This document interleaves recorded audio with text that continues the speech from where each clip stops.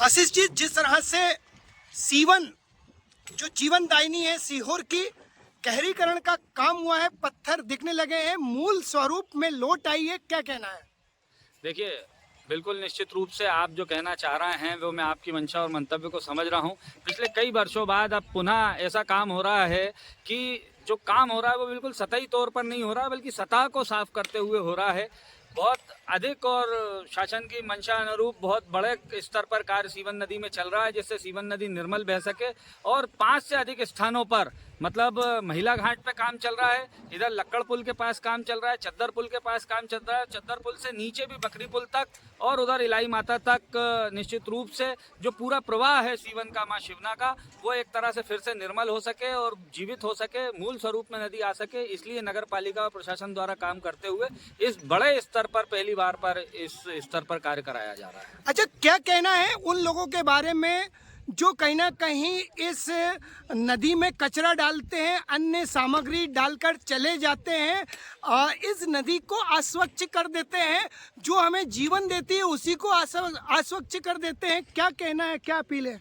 देखिए, मैं तो सिर्फ इतना ही निवेदन करना चाहूँगा कि केवल शिवना की या सीवन नदी की बात नहीं है, वो सभी जल स्रोत जो हमारे लिए जीवनदायिनी है, उन सभी जल स्रोतों का स्वच्छ रहे, निर्मल रहे, उन वाटर बॉडियों का ध्यान रखना हमारी एक परम जिम्मेदारी है। मैं निवेदन करना चाहता हूं सबसे कि पॉलीथीन का कम से कम उपयोग करें, बिल्कुल उपयोग नहीं करें। जो डिस्पोजल की सामग्री है उसका कम से कम उपयोग करें अथवा बिल्कुल भी उपयोग नहीं करें, और जो हमारे सामाजिक सरोकार हैं उनका पालन करें।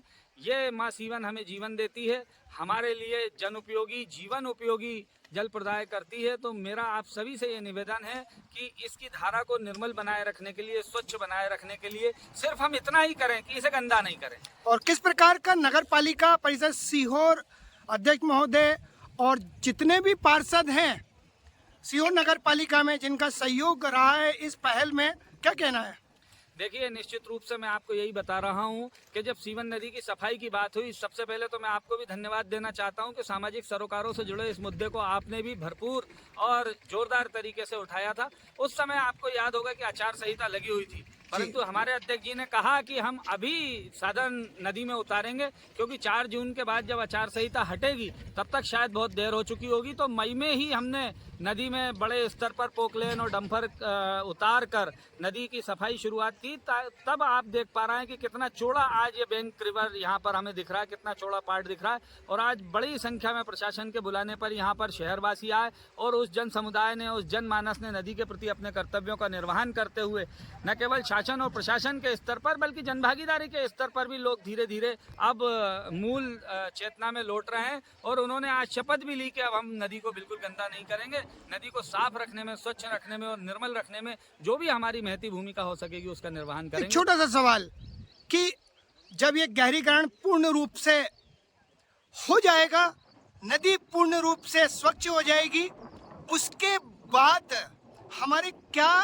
कर्तव्य रहेंगे और किस प्रकार की राहत आम लोगों को मिलेगी?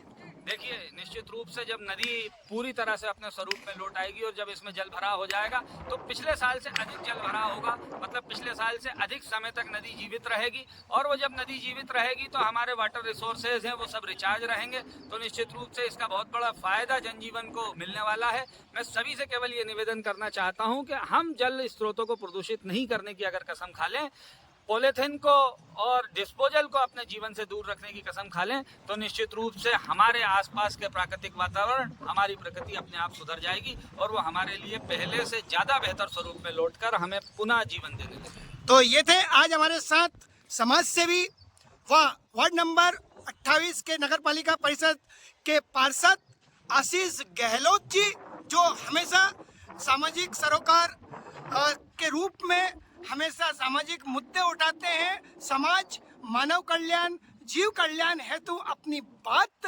रखते हैं। धन्यवाद। जय हिंद, जय भारत, जय सीवन। जय श्री